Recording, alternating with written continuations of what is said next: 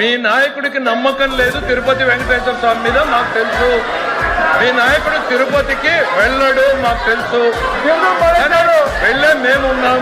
ఇవాళ ఇక్కడ set report sir, charge sheet లో సార్ నేను ఒకటే కోరుతున్నా, వాళ్ళు ఎంతసేపు అన్నా డిస్కస్ చేయని సార్, వాస్తవాలు మాట్లాడిని మాకు అభ్యంతరం లేదు. చార్జ్ షీట్ లో ఏం చెప్పింది అధ్యక్ష? చార్జ్ షీట్ లో క్లియర్ గా కల్తీ జరిగింది, కుట్ర జరిగింది అంటే సుబ్బారెడ్డి గారే ఒప్పుకున్నారు ఇది కల్తీ జరిగింది అనేటువంటిది.